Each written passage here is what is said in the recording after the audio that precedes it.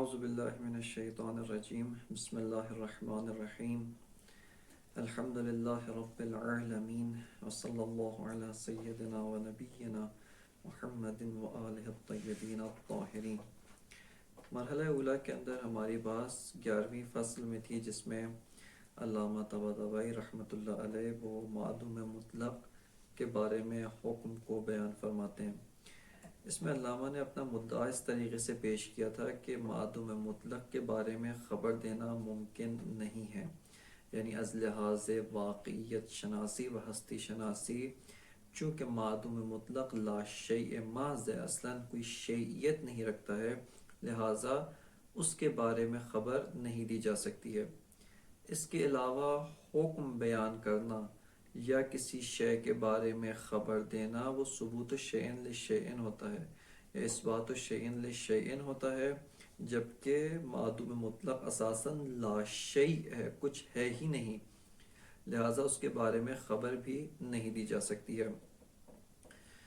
اسی قول کے اوپر جو اشکال پیش کیا گیا ہے وہ یہ ہے کہ یہی جو آپ نے بات کی ہے کہ المعدوم المطلق لا یخبر عن، یہ بعینہ معدوم مطلق کے بارے میں خبر دینا ہے، یعنی یہی آپ کا کہنا کہ المعدوم المطلق جس کو آپ موضوع قرار دے رہے ہیں، اس کے اوپر ایک محمول کو حمل کر رہے ہیں لا یخبر عن، بس یہ خود آپ نے معدوم مطلق کو موضوع قرار دے کر محمول بطور لا یخبر عن کو آپ ذکر کر رہے ہیں، لہٰذا یہ خود معدوم مطلق کے بارے میں ہی خبر دینا ہے، اور یہ اشکال یہاں پر لازم آتا ہے، اور یہ کہ یہ قضیہ خود متناقض ہے، یعنی اس قضیے کی ذات میں ہی نقیض موجود ہے، اس قضیے کی اپنی ذات اور اپنی جنس میں ہی نقیض موجود ہے۔ علامہ طباطبائی رحمۃ اللہ علیہ اس شبہے کے جواب میں فرماتے ہیں کہ یہ شبہہ ایک بحث کے اوپر متوقف ہے، جس بحث کو ہم نے مرحلہ وحدت و کثرت کے اندر ذکر کیا ہے، اور وہ یہ ہے کہ حمل کی دو اقسام ہیں۔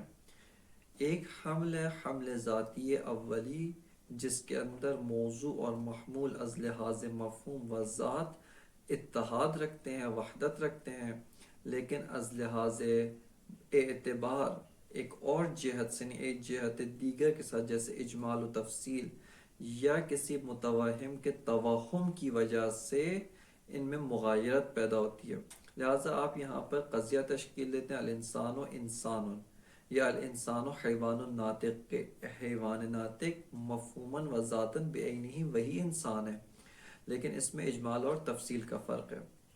اس کے علاوہ قضیہ یا حمل کی ایک اور قسم حمل شائع صناعی ہے، کہ حمل شائع صناعی کے اندر موضوع اور محمول از لحاظ مفہوم و ذات مغایرت رکھتے ہیں، لیکن از لحاظ مصداق، از لحاظ وجود یہ ان میں اتحاد پایا جاتا ہے۔ جیسے مثال کے طور پہ الانسان ناطق، الانسان ضاحک یا الانسان ماشی، کہ یہاں پر انسان کا مفہوم غیر از مفہوم ماشی ہے، انسان کی ذات غیر از ذات ضاحک ہے، لیکن مصداقاً انسان اور ماشی جمع ہوئے میں، مصداقاً ایک ہی مصداق میں انسان بھی صدق کرتا ہے اور اسی مصداق کے اوپر ماشی بھی صدق کرتا ہے، اگرچہ جیسے پہلے آپ کی خدمت میں عرض کیا تھا کہ جہت صدق یہاں پر متفاوت اور فرق کرتے ہیں۔ ان دو قضایا کی و ان دو حمل کی اقسام کو بیان کرنے کے بعد سے علامہ طباطبائی رحمۃ اللہ علیہ فرماتے ہیں کہ یہیں سے ہماری مشکل حل ہو جاتی ہے، اور یہ جو مستشکل کا اشکال ہے وہ در حقیقت قضیے میں موجود ان دو جہات کی طرف توجہ نہ کرنے کی وجہ سے پیدا ہوتا ہے، اور جب ہم ایک قضیے کو ان دو جہات سے نگاہ کریں، یعنی اس میں حمل اولی کو حمل شائع سے جدا کریں، یہاں پر کوئی مشکل پیش نہیں آتی ہے، اور یہ قضیہ کہ المعدوم المطلق لا یخبر عنہ، یہ قضیہ مکمل طور پہ صادق ہے، اور یہ قضیہ ایک قضیہ نفس الامریہ صادقہ ہے۔ یہاں پہ اگر ہم دقت کریں کہ علامہ اب اس مقدمے کو بیان کرنے کے بعد سے اس شبہے کو حل کرنے کے لیے آتے ہیں۔ یہاں پہ اگر ہم تھوڑی سی دقت کریں، اور جس طرح سے کہ جناب صدر المطالعین رحمۃ اللہ علیہ نے ان دو چیزوں میں تفکیک کر کے اور جدا کر کے ان کو الگ الگ بیان کیا، لیکن علامہ نے اسی دونوں مطالب کو ایک دوسرے کے ساتھ مندمج کر کے کمتر عبارت کے اندر ذکر فرمایا ہے۔ یہاں پر ایک جو شبہ یا اشکال ہے وہ یہ ہے کہ آیا معدوم مطلق ہے یا معدوم مطلق نہیں ہے؟ بس المعدوم المطلق معدوم مطلق، یعنی آیا معدوم مطلق ہے یا معدوم مطلق نہیں ہے؟ ایک دفعہ ہم قضیہ بناتے ہیں المعدوم المطلق معدوم مطلق، معدوم مطلق ہے، خوب یہ قضیہ ہم تشکیل دے۔ ایک دفعہ ہم کہتے ہیں کہ المعدوم المطلق لیس بمعدوم مطلق، کہ جو معدوم مطلق ہے وہ معدوم مطلق نہیں ہے، وہ ایک جہت سے موجود ہے، ایک جہت سے وجود و حظ وجودی رکھتا ہے، وہ ایک جہت سے اس کا جو ہے وہ مصداق یعنی حظ وجودی پایا جاتا ہے، اس جہت سے معدوم مطلق نہیں ہے۔ بس یہاں پر بھی مستشکل کو شبہ ہو جاتا ہے کہ ان میں تناقض ہے، جبکہ ان دونوں کی جہات الگ الگ ہے۔ المعدوم المطلق معدوم مطلق من جہت والمعدوم المطلق لیس بمعدوم مطلق من جہت اخرى، کہ جو معدوم مطلق ہے وہ ایک جہت سے معدوم مطلق ہے اور ایک جہت دیگر سے معدوم مطلق نہیں ہے، ایک اور جہت و ایک اور جنبے کی جانب جب ہم توجہ کرتے ہیں وہ معدوم مطلق نہیں ہے۔ ایک دوسرا جو قضیہ ہے، دوسرا جو شبہ و اشکال کیا گیا ہے وہ یہ کہ المعدوم المطلق لا یخبر عنہ، جس کو علامہ نے شروع میں تقریر کیا کہ وہ المعدوم المطلق لا یخبر عنہ ھذا بعینہ اخبار بعدم الاخبار، یہ خود معدوم مطلق کے بارے میں خبر دینا ہے کہ اس سے خبر نہیں دی جا سکتی۔ پس یہاں پر بھی توہم میں تناقض ہوتا ہے، یہاں پر بھی ہمیں یہ توہم ہوتا ہے کہ یہ جو قضیہ ہے یہ قضیہ خود متناقض ہے، یہ قضیہ اس میں آپس میں تناقض پایا جاتا ہے۔ بس یہاں پر بھی ایک جو شبہ ہوتا ہے وہ شبہ تناقض ہوتا ہے کہ یہ دونوں جہات، یہ دونوں جو شبہات ہیں، یہ جو دو شبہات ایک آپ کی خدمت میں ذکر کی، ایک کہ المعدوم المطلق معدوم المطلق یا المعدوم المطلق لیس بمعدوم المطلق، یہ ایک طرف۔ شبہ دوم المعدوم المطلق لا یخبر عنہ وھذا بعینہ اخبار عن المعدوم المطلق، یہ دوسرا شبہ۔ ان دونوں شبہات کو علامہ نے جمع کر کے جواب دینے کی کوشش کی، ان دونوں کو علامہ نے جمع کرنے کی کوشش کی۔ اب آ کر ہم پہلے الگ الگ ان دونوں شبہات کو حل کرتے ہیں، پھر دیکھتے ہیں کہ علامہ طباطبائی رحمۃ اللہ علیہ نے کس طریقے سے ان کا جواب دیا۔ خب شبہ اول جو ہے المعدوم المطلق معدوم مطلق و المعدوم المطلق لیس بمعدوم مطلق، یہ پہلا شبہ ہے۔ اس شبہ میں ہم دقت کریں تو یہاں پر فرق پایا جاتا ہے۔ جب آپ ایک قضیہ تشکیل دے رہے ہیں کہ المعدوم المطلق معدوم مطلق بالحمل الاولی، یعنی یہ جو آپ قضیہ تشکیل دیتے ہیں کہ معدوم مطلق ہے، خب یہ بحمل اولی معدوم مطلق ہے، یعنی جو موضوع ہے وہ محمول کے ساتھ ذاتاً و مفہوماً و ماہیتاً عینیت رکھتے ہیں، کہ وہی جو مفہوم موضوع ہے المعدوم المطلق یہ کلہ موضوع ہے، اور محمول کیا ہے معدوم المطلق، موضوع بعینہ ذاتاً و مفہوماً بعینہ وہی محمول ہے، لہٰذا یہ قضیہ از جہت حمل اولی صادق ہے۔ لیکن اگر آپ اسی قضیے کو از جہت حمل شائع کرنا چاہیں جس کا ملاک اختلاف مفہومی و اختلاف ذاتی بین موضوع اور محمول ہے، اس صورت میں قضیہ درست نہیں ہے۔ کیوں؟ اس کا مطلب کہ المعدوم المطلق معدوم مطلق بالحمل شائع، یعنی محمول اور موضوع میں اختلاف ذاتی و مفہومی پایا جاتا ہے، جبکہ اختلاف ذاتی و مفہومی نہیں پایا جاتا۔ خب بس یہیں سے آپ کو معلوم ہوا کہ یہ قضیہ کس صورت میں درست ہے؟ المعدوم المطلق معدوم مطلق، یہ اس صورت میں درست ہے کہ جب آپ کہیں کہ یہاں پر حمل سے مراد حمل اولی ہے۔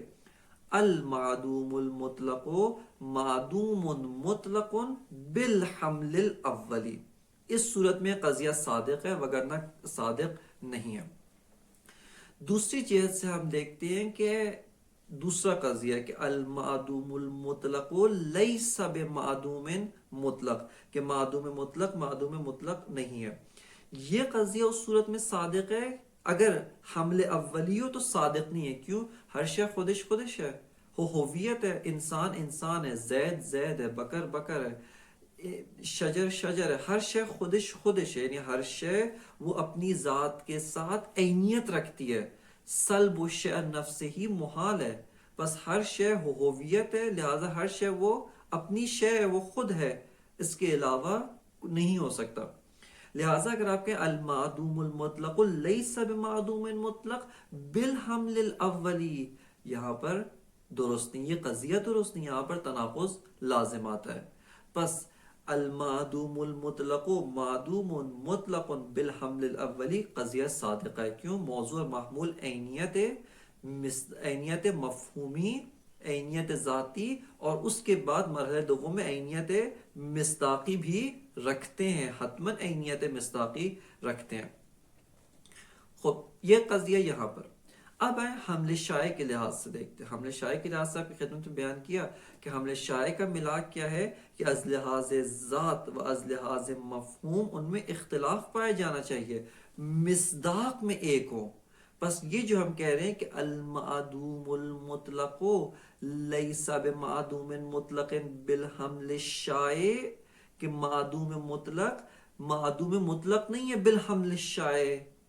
اس سے کیا مراد ہے بالحمل الشائع؟ یعنی مفہوم معدوم مطلق جو موضوع ہے اور مفہوم معدوم مطلق کے جو محمول ہے، ان میں آپس میں مغایرت نہیں ہے. چونکہ شرط حمل شائع ثنائی مغایرت مفہومی و مغایرت ذاتی ہے، جبکہ یہاں پہ مغایرت مفہومی و ذاتی نہیں ہے. یہ ایک مطلب. دوسرا تھا کہ اتحاد وجودی، خود مفہوم معدوم مطلق تو معدوم مطلق نہیں ہے بلکہ موجود ذہنی فی الذہن. مفہوم معدوم مطلق ایک امر موجود ہے، ایک امر ذہنی ہے، ایک امر ممکن الوجود ہے، ممتنع نہیں ہے، معدوم نہیں ہے، آپ کے ذہن میں موجود ہے. حکایت از اپنے مصادیق حکایت کرتا ہے. بس خود جو المعدوم المطلق لیس بمعدوم مطلق بالحمل الشائع، یعنی جو مفہوم معدوم مطلق ہے، جو معدوم مطلق کا مفہوم ہے، وہ واقعاً بالحمل الشائع معدوم مطلق نہیں ہے بلکہ ایک شے موجود ہے، ایک شے ذہنی ہے، ایک شے امر واقعی ہے. لہٰذا اس جہت سے بالحمل الشائع یہاں پر کوئی اشکال لازم نہیں آتا. یہ ایک مسئلہ. بس آپ نے دیکھا یہاں پر کس طریقے سے ہم نے تفاوت حملین، دو حمل، یعنی تفاوت حمل اولی و حمل شائع کے ذریعے سے اس شبہ کو دفع کیا. بعینہ ہی اسی طریقے سے ہم اس شبہ دوم یعنی المعدوم المطلق لا یخبر عن، اس کو بھی جو ہے وہ دفع کر سکتے ہیں. اور وہ یہ ہے کہ المعدوم المطلق معدوم مطلق، یعنی معدوم مطلق جس جہت سے معدوم مطلق ہے اس جہت سے لا یخبر عن، یعنی جس جہت سے معدوم مطلق دو جہات رکھتا ہے. ایک چونکہ مفہوم ہے، یہ انشاءاللہ آئندہ بحث وجود ذہنی کے اندر مکمل تفصیل کے ساتھ اس مطلب کو کھول کر بیان کریں گے. اور وہ یہ ہے کہ ایک مفہوم یعنی کوئی بھی مفہوم ہے وہ دو جہات رکھتا ہے. ایک اس کی جہت حاکی ہے جس سے وہ حکایت از خارج و حکایت از مصادیق خودش کرتا ہے، یعنی اپنے مصادیق سے حکایت کرتا ہے. ایک اس کی جہت فی نفس ہی ہے، وہ ایک شے موجود ہے، ایک شے فی نفس ہی ہے، ایک شے ممکن ہے. اس جہت سے وہ کسی بھی شے سے حکایت نہیں کرتا بلکہ اپنا ایک مصداق ہے، وہ خود اپنی ایک ذات رکھتا ہے. المعدوم المطلق معدوم مطلق بالحمل الاولی، یعنی جس جہت سے معدوم مطلق حکایت از معدوم مطلق کرتا ہے، خود معدوم مطلق ہے. کس جہت سے معدوم مطلق ہے؟ جس جہت سے حکایت از معدوم مطلق کر رہا ہے، جس جہت سے بالحمل الاولی ذاتاً و مفہوماً معدوم مطلق ہے. چونکہ جو ہے جس جہت سے ذاتاً و مفہوماً معدوم مطلق سے حکایت کر رہا ہے، لذا کیا ہے لا یخبر عن، اس کے بارے میں ہم خبر نہیں دے سکتے. کیوں؟ چونکہ اس جہت سے واقعاً حکایت از معدوم مطلق کر رہا ہے. یہ مفہوم ہمیں خود معدوم مطلق تک پہنچا رہا ہے، اور واقعیت معدوم مطلق، نہ مفہوم معدوم مطلق، محکی معدوم مطلق، مصداق معدوم مطلق اس طرح کا ہے کہ اس کے بارے میں خبر نہیں دی جا سکتی. بس آپ نے دقت کی اس نقطے کی طرف کہ جس جہت سے حمل اولی ہے، المعدوم المطلق معدوم مطلق بالحمل الاولی. ہر شے اپنی ذات خود ہے، سلب الشے نفس ہی محال ہے، ہوا برقرار ہے، ان میں عینیت برقرار ہے.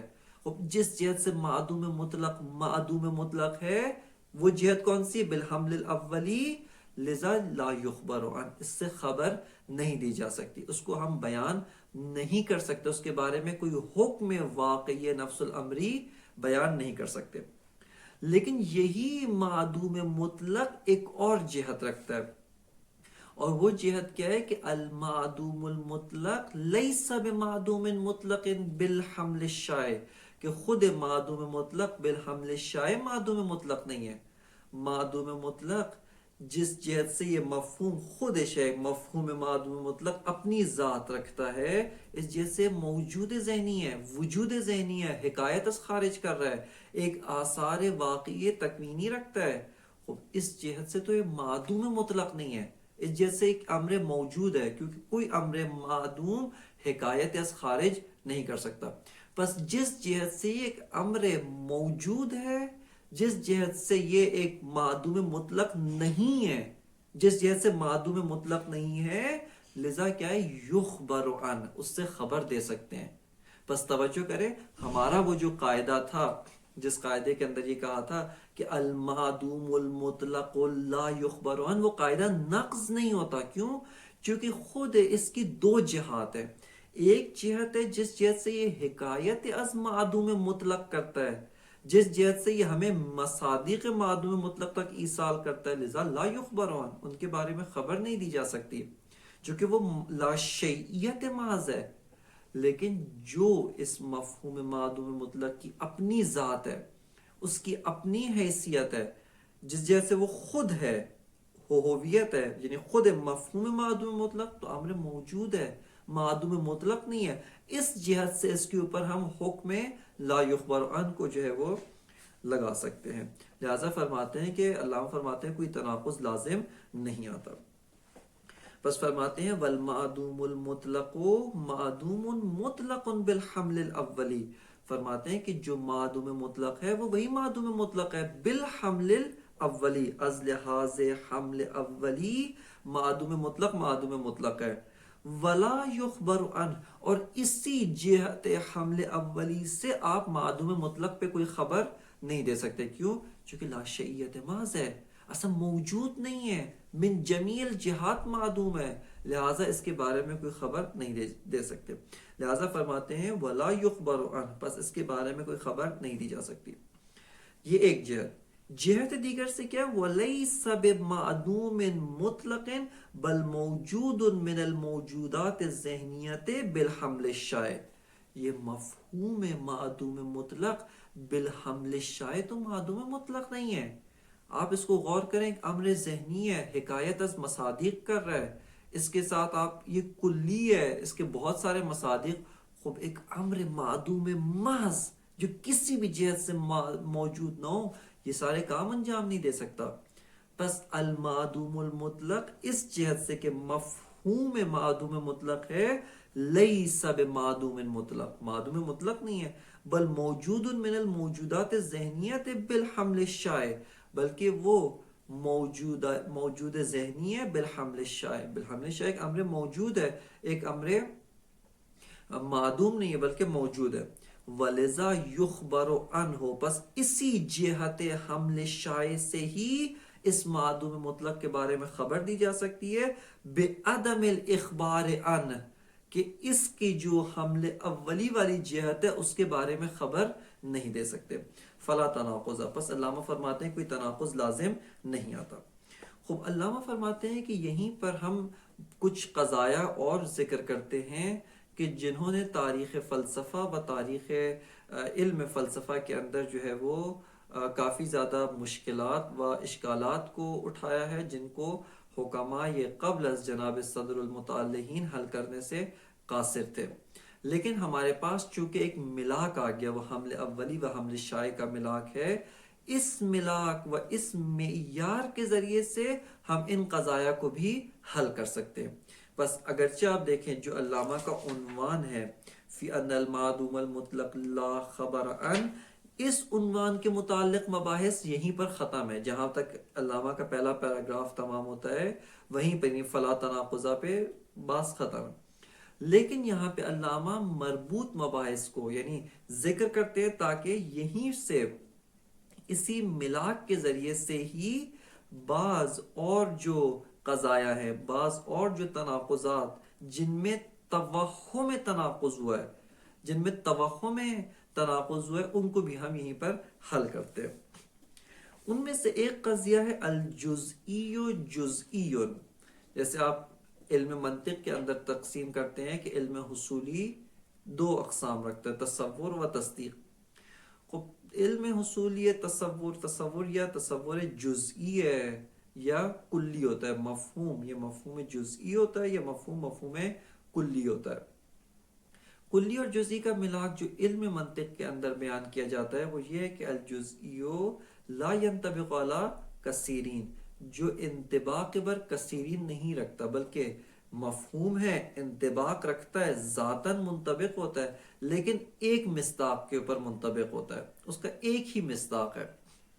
البتہ یہ بات علم منطق کے اندر تذکر دی جا چکی ہے، اور وہ یہ ہے کہ جزئی و کلی کا ملاک مصادیق بالفعل نہیں ہے، بلکہ خود مفہوم کی صلاحیت انطباق بر کثیرین یا عدم انطباق بر کثیرین ہے۔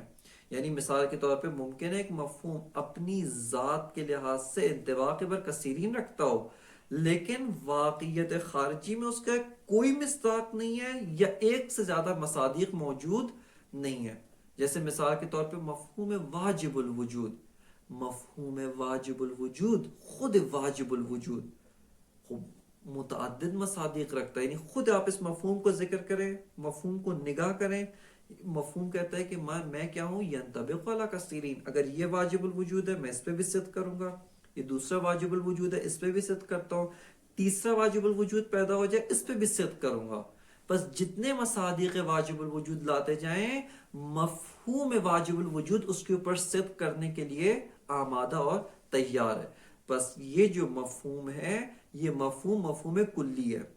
لیکن اگر ہم الہیات اور بالخصوص توحید کے ماننے والے، اور بالاخص کے علامہ یہاں پر جو 12واں مرحلہ ہے اس کے اندر ذکر فرمائیں گے کہ واجب الوجود ایک سے بیشتر ممکن نہیں ہے، محال ہے ہستی میں ایک سے زیادہ واجب الوجود کا ہونا، لہٰذا یہ مفہوم کے کلی ہونے کو نقض نہیں کرتا، کیونکہ کلیت و جزئیت کے اندر بالفعل مصادیق کا ہونا ضروری نہیں ہے۔ یہ نقطہ اس کی جانب توجہ کرنے کی ضرورت ہے۔ خب ایک قضیہ جو حکماء کے لیے و بالخصوص اہل منطق یعنی جو حکماء منطقی کے لیے جو باعث اشکال و درد سر بنا، وہ یہی قضیہ ہے الجزئی جزئی ولیس بجزئی وہو کلی۔ خوب انہوں نے کہا کہ دیکھیں جزئی جزئی ہوتا ہے، خوب چونکہ ہر شے خودش ہے، ہر شے اپنی ذات رکھتی ہے، جزئی جو ہے وہی جزئی ہی ہے۔ لیکن آپ دیکھیں یہ جزئی مفہوم جزئی یہ زید پہ بھی صدق کرتا ہے۔ خود توجہ کریں یہاں پہ جزئی کیا ہے، مفہوم ہے، ایک مفہوم جزئی میں بحث ہو رہی ہے۔ یہ مفہوم جزئی کا ایک مصداق کیا ہے، مفہوم زید، کہ مفہوم زید کا مصداق خود زید ہے۔ خب یہ جو مفہوم زید ہے یہ جزئی ایک مفہوم جزئی ہے، کیوں؟ چونکہ لا ينطبق علی کثیرین۔ مفہوم امر جو ہے وہ ایک مفہوم جزئی ہے، لا ينطبق علی کثیرین۔ مفہوم بکر بھی ایک مفہوم جزئی ہے چونکہ فقط بکر پہ صدق کرتا ہے۔ مفہوم خالد بھی ایک مفہوم جزئی ہے چونکہ فقط خالد پہ صدق کرتا ہے، زید پہ صدق نہیں کرتا، کسی اور پہ صدق نہیں کرتا۔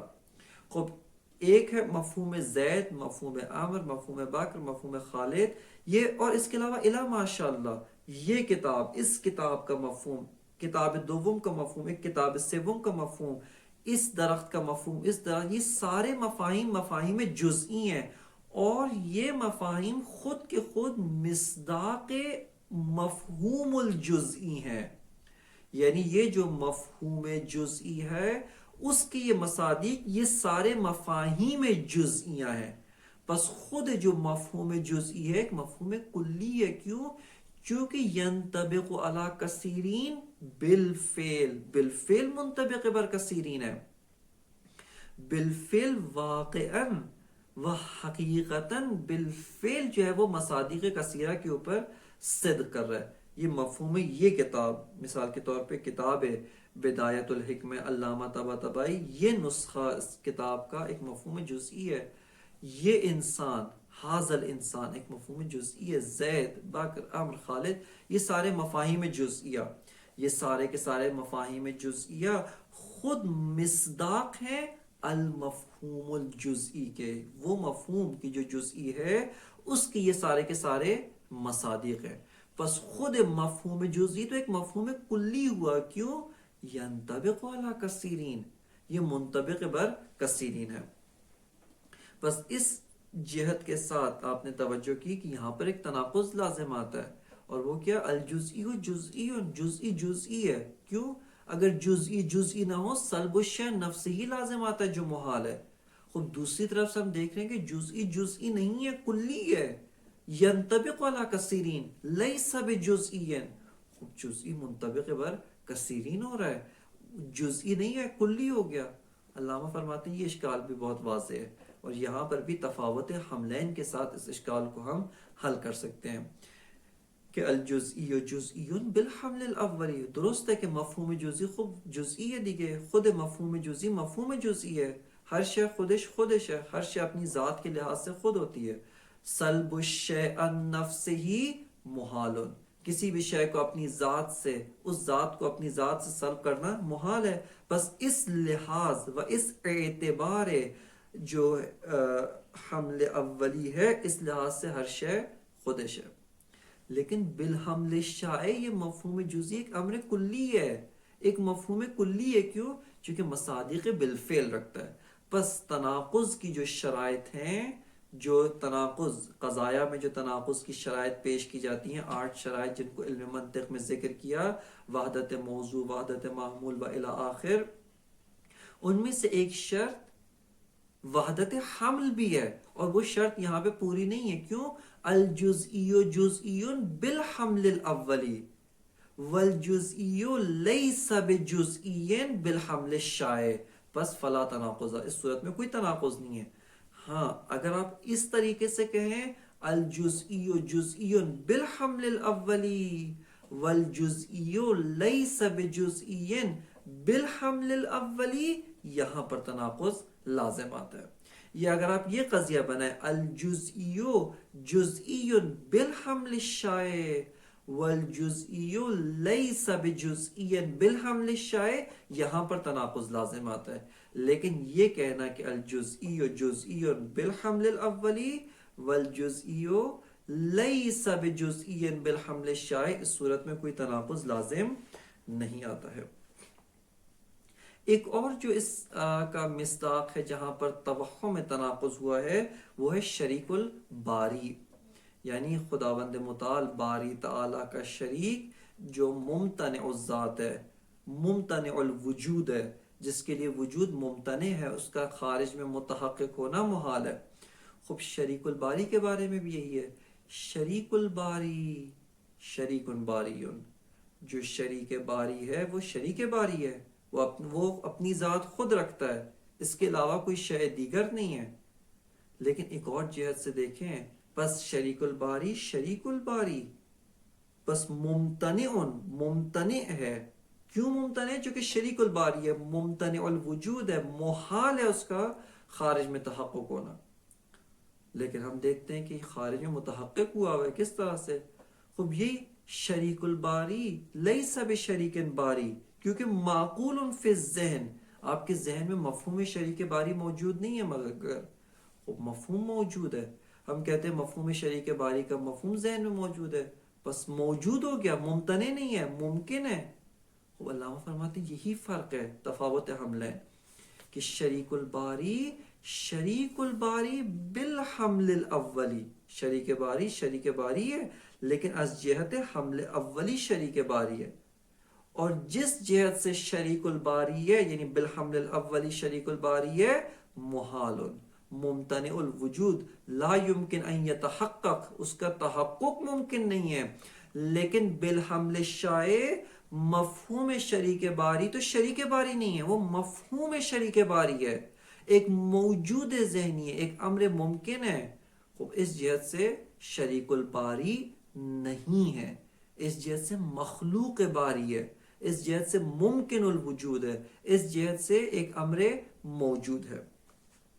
تیسرا قضیہ جو یہاں پر ذکر کرتے ہیں وہ یہ ہے کہ الشیء اما ثابت فی الذہن او لا ثابت فی الذہن. خوب تقسیم حصری ہے کیا کہ شے یا تو ذہن میں ثبوت رکھتی ہے یا ذہن میں ثابت نہیں ہے. بس دقت کرے، الشیء اما ثابت فی الذہن اما لا ثابت فی الذہن، یا ذہن میں ثبوت رکھتی ہے، ایک امر وجود ذہنی ہے، یا ایک امر وجود ذہنی نہیں ہے. خوب اب آئے شق دوم کی طرف. خوب یہ جو لا ثابت فی الذہن ہے، ذہن میں ثبوت نہیں رکھتا ہے، خوب معقول ہے، اس کو آپ تعقل کر رہے ہیں، اس کو آپ فہم کر رہے ہیں، پس یہ بھی ذہن میں ثابت ہے. جو لا ثابت فی الذہن ہے یعنی لیسا بثابت فی الذہن، جو ذہن میں ثبوت نہیں رکھتا، ذہن میں ثابت نہیں ہے، خوب تعقل کر رہے ہیں، اس کو ہم سوچ رہے ہیں، تفکر کر رہے ہیں، اس کو آپ نے قضیے میں محمول قرار دیا. محمول ایک امر ذہنی ہے، بس یہ جو لا ثابت فی الذہن ہے یہ بھی فی الذہن ثابت، یہ بھی ذہن میں ثابت ہو گیا ہے، یہ بھی ذہن میں موجود ہو گیا. وہذا تناقض.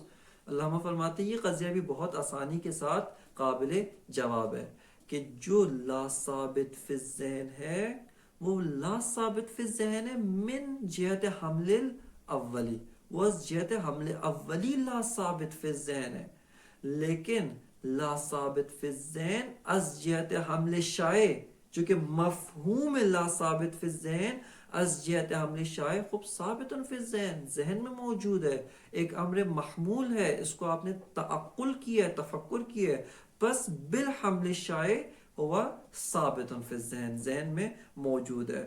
بس جہاں پر تفاوت حملین آتا ہے وہاں پر کوئی تناقض پیش نہیں آتا ہے. بس علامہ فرماتے ہیں وَبِهَذَا التَّقْرِيبُ تَنْدَفِعُ الشُّبْهَةُ عَنْ عِدَّةِ قَضَايَا تُوهِمُ التَّنَاقُضَ. علامہ فرماتے ہیں کہ یہ جو ہم نے بیان کیا ہے بالحمل الاولی و حمل الشائع، اسی تقریب و اسی بیان و اسی استدلال کے ذریعے سے بعض دیگر قضایا سے بھی شبہ مندفع ہوتا ہے. اور وہ کیا ہے؟ فرماتے ہیں کہ ان عدت قضایا توہم التناقض، بعض قضایا کہ جو قضایا انسان کو وہم تناقض میں ڈالتے ہیں، واقعا تناقض نہیں ہے لیکن توہم تناقض ہونے لگتا ہے. کا قولنا الجزئی جزئی وہو بعینہ کلی یصدق علی کثیرین. فرماتے ہیں قضیہ جزئی جزئی خوب درست ہے، جزئی جزئی ہوتا ہے، انسان انسان ہے، زید زید ہے، کلی کلی ہے، لیکن کہتے ہیں جزئی کو ایک اور جہت سے دیکھیں، الجزئی جزئی لیکن الجزئی کلی یعنی لیس بجزئی، ایک اور جہت سے دیکھیں تو یہ جزئی نہیں ہے. کیوں؟ یہ جزئی مفہوم زید جزئی اس پہ بست کر رہا ہے، مفہوم امر جزئی اس پہ بست کرتا ہے، اس جزئی پہ بست کرتا ہے، اس پہ بس ایک امر کثیرین پر صدق کر رہا ہے. لہذا فرماتے ہیں وَهُوَ بِعَيْنِهِ كُلِّيٌّ، یہ بعینہ کلی ہے، یصدق علی الکثیرین، جو امور کثیرین کے اوپر صدق کر رہا ہے. وَقَوْلِنَا، اور جیسا کہ ہمارا یہ قول شریک الباری ممتنع، شریک الباری ممتنع الوجود ہے، ایسا خارج میں ممکن نہیں ہو سکتا، موجود نہیں ہو سکتا. ما انہو معقول فی الذہن فیکون موجودا فیہ ممکنا.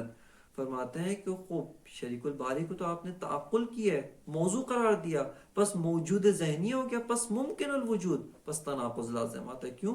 ایک جہت سے آپ کہہ رہے ہیں شریک الباری ممتنع، دوسری جہت سے یہی شریک الباری موجود فی الذہن، یہ شریک الباری ممکن، پس لیس بممتنع، پس تناقض لازم آتا ہے. لہذا فرماتے ہیں وقولنا شریک الباری ممتنع ما انہ معقول فی الذہن، جبکہ یہ ذہن میں تعقل کیا ہے، ذہن میں مفہوم اس کا موجود ہے، مدرک فی الذہن ہے.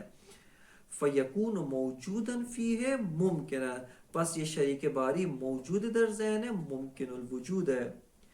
وقولنا الشیء اما ثابت فی الذہن او لا ثابت فی، شیء یا تو ثابت فی الذہن ہے یا لا ثابت فی الذہن ہے. شیء یا تو ذہن میں ثبوت رکھتا ہے یا ذہن میں ثبوت نہیں رکھتا. واللا ثابت فی الذہن ثابت فیہ لانہ معقول، فرماتے ہیں اور جو لا ثابت فی الذہن ہے یہ بھی ذہن میں ثابت ہے. کیوں؟ کیونکہ یہ آپ نے تعقل کیا ہے، محمول قرار دے رہے ہیں، محمول ایک امر ذہنی ہے، پس لا ثابت فی الذہن بھی ذہن میں کیا ہو گیا؟ ثابت ہو گیا ہے. لہذا فرماتے ہیں تناقض لازم آتا ہے. جس کو آپ خود کہہ رہے ہیں لا ثابت فی الذہن، وہ ذہن میں ثابت ہو رہا ہے، لہذا تناقض لازم آتا ہے. فرماتے ہیں وجہ الاندفاع، وجہ اندفاع وہی جو علامہ نے پہلے ذکر فرمائی، ان الجزئیہ جزئی بالحمل الاولی کلی بالحمل الشائع. فرماتے ہیں جزئی جزئیہ بالحمل الاولی، ہر شے خود اپنی ذات ہوتی ہے، اپنی ذات سے سلب ہونا محال ہے، بالحمل الاولی، لیکن بالحمل الشائع کیا ہے؟ کلی ہے. یہ مفہوم جزئی اس پہ بھی صدق کر رہا ہے، اس شے پہ بھی، اس شے پہ بھی، ہزاروں مفاہیم جزئیہ پر صدق کرتا ہے. لہذا خود ایک مفہوم کلی ہے، لیکن جزئی کا مفہوم کلی ہونا بالحمل الشائع ہے. فرماتے ہیں وجہ الاندفاع ان الجزئیہ جزئی بالحمل الاولی کلی بالحمل الشائع، بالحمل الشائع کلی ہے. وشریک البارئ شریک البارئ بالحمل الاولی، شریک الباری شریک الباری ہے بالحمل الاولی.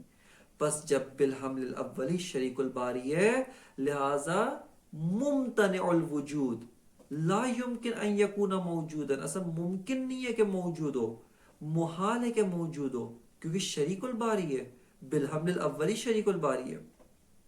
لیکن جس جہت سے یہ خود ایک شے موجود ہے، ذہنی ہے، ذہن میں موجود ہے، تصور کیا آپ نے اس کو، مفہوم اس کا ذہن میں موجود ہے. فرماتے ہیں ممکنون، اس جہت سے ممکن ہے، مخلوق للباری بالشائع، لیکن بالحمل الشائع اس کو آپ نگاہ کریں یہ خدا متعال کی ایک مخلوق ہے، کیونکہ خدا اس کی علت ہے، یعنی مفہوم کی جو آپ کے ذہن میں اس کی علت حق تعالی ہے. لہذا مفہوم شریک الباری ممکن الوجود مخلوق للباری بالحمل الشائع.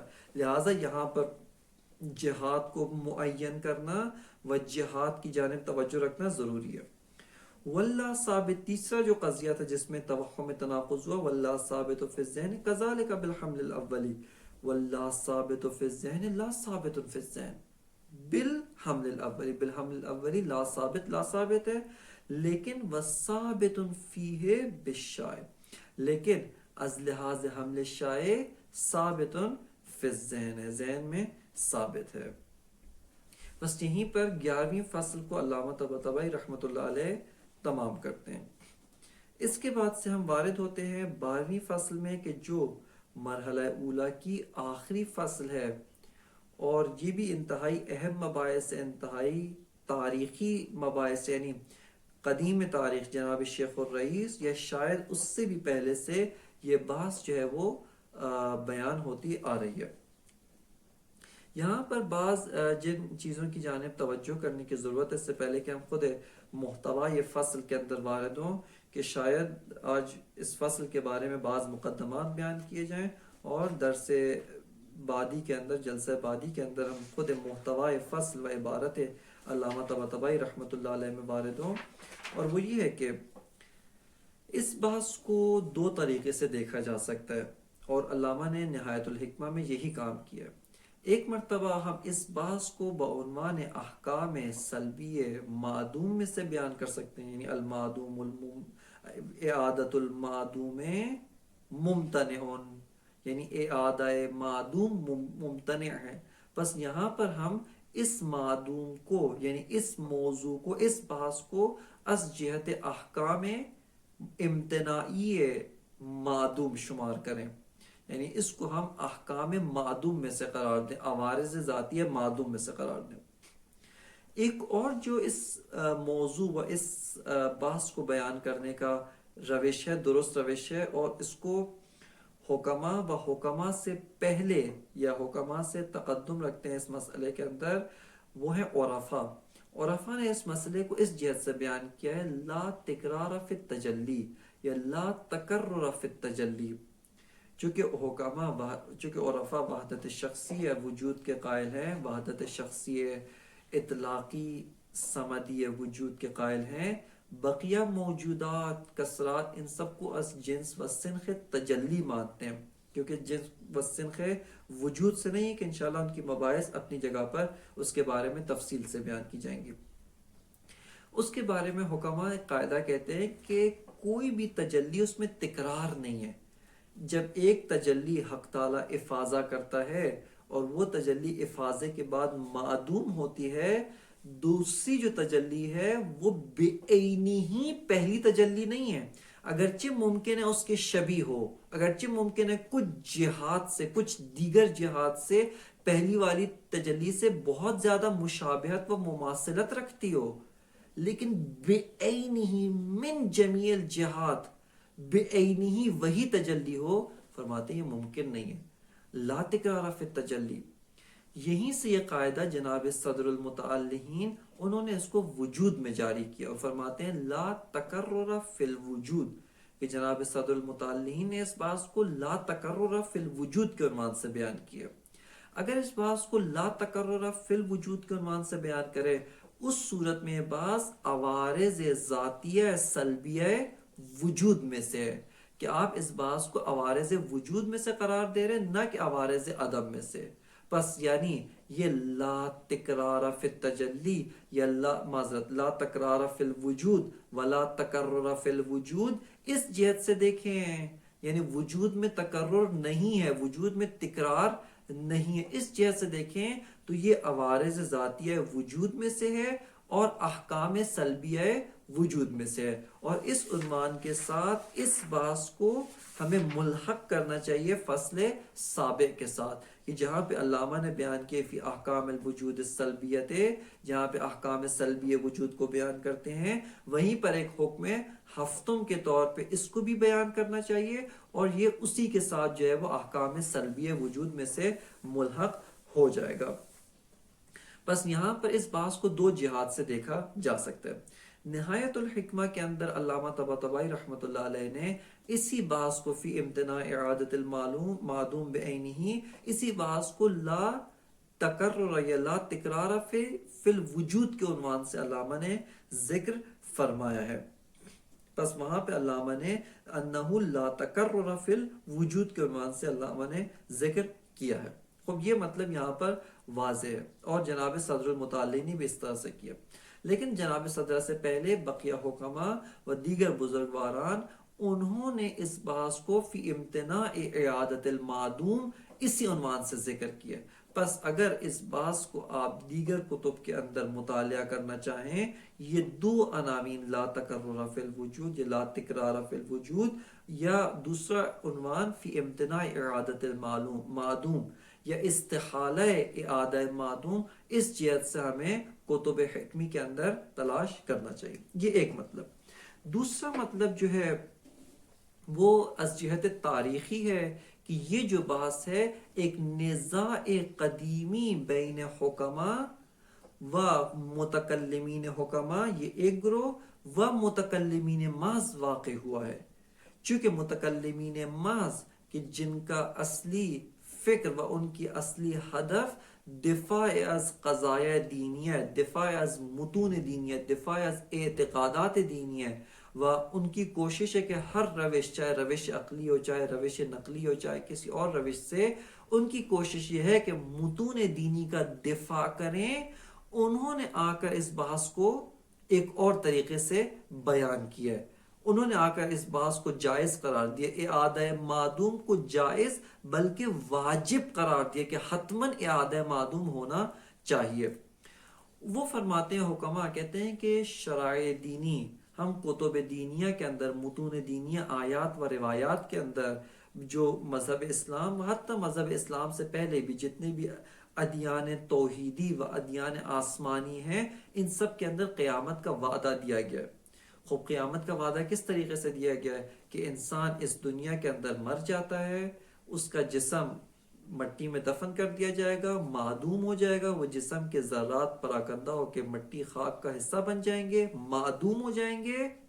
خداوند متعال قیامت میں دوبارہ اس کو زندہ کرے گا. خداوند متعال دوبارہ ان اجزاء کو اکٹھا کرے گا، دوبارہ روح پھونکے گا. بس وہ شے کہ جو معدوم ہو گئی ہے بے عینی ہوا وہی ذات، وہی انسان دوبارہ اٹھایا جائے گا. یہیں پر ضمن میں بیان کر دیا جائے کہ یہاں پر اعادت المعدوم بے عینی، یہ جو قید ہے بے عینی، یہ بہت اہم قید ہے. یہ متعلق ہے بے اعادہ، یعنی بے عینی، جو معدوم ہوا ہے، جو نیست ہوا ہے، جو نابود ہوا ہے، بے عینی وہی دوبارہ موجود ہو، بے عینی وہی دوبارہ زندہ کیا جائے، بے عینی اسی کو دوبارہ بیان کی، اسی کو دوبارہ اٹھایا جائے. کیونکہ اگر ایک انسان مرے، وہ معدوم ہو، اس کی جگہ ایک اور کو آپ اٹھا کر، ایک اور کو محشور کر کے اس کے اعمال کی سزا دیں، اس کے اعمال کی جزا، اس نے اگر اچھائی کی ہے اس کو بہشت میں ڈال دیا جائے، اس نے اگر گناہ کیا ہے اس کو جہنم میں ڈال دیا جائے. خب یہ تو عدالت کے خلاف ہے. یعنی کوئی انسان عادل بھی یہ کام نہیں کرتا، چاہے کہ ذات حق تعالی جس کے اوصاف ذاتیہ میں سے عدالت ہے. بس فرماتے ہیں کہ متکلمین اس ہدف کے تحت و اس انگیزے کے تحت آئے اور آ کر انہوں نے اعادہ معدوم بعینہ کو ممکن قرار دیا، بلکہ چجائے کہ انہوں نے کہا واجب ہے، حتماً اعادہ معدوم بعینہ رونما ہوگا.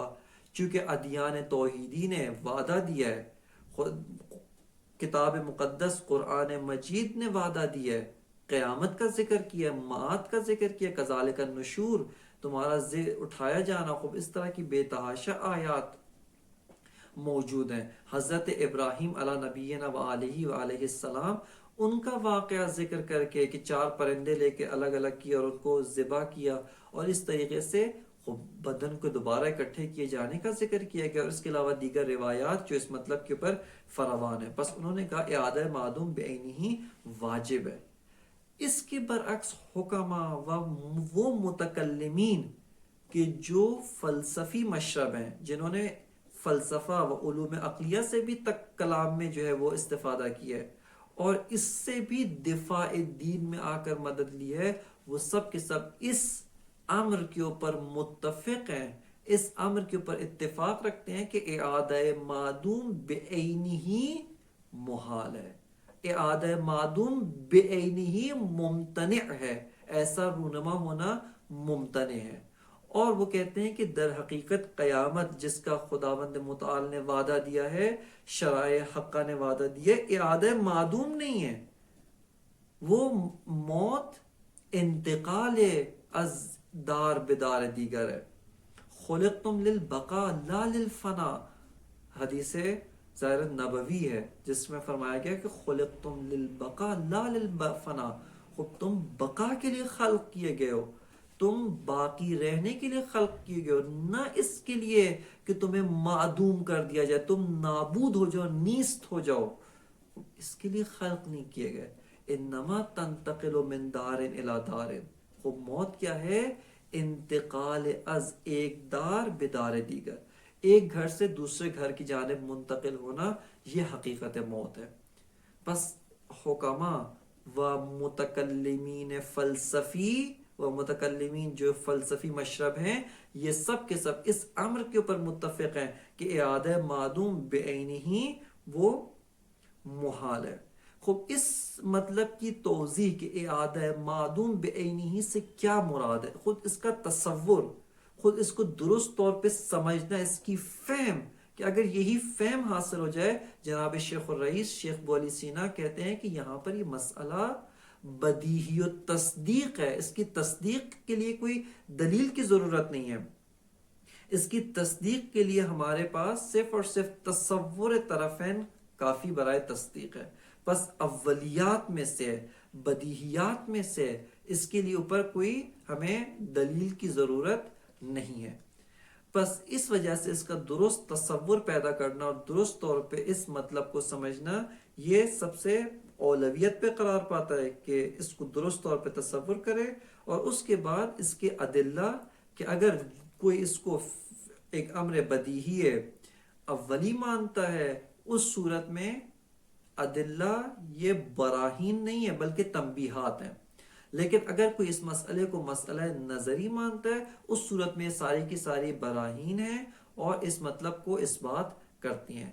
لہٰذا اگر کوئی اس موضوع کو و اس مدعا کو درست طور پہ تصور کرے، جائے کہ اس کو براہین کی ضرورت نہ پڑے اور یہ امر اس کے لیے ایک امر بدیہی اولی قرار پائے۔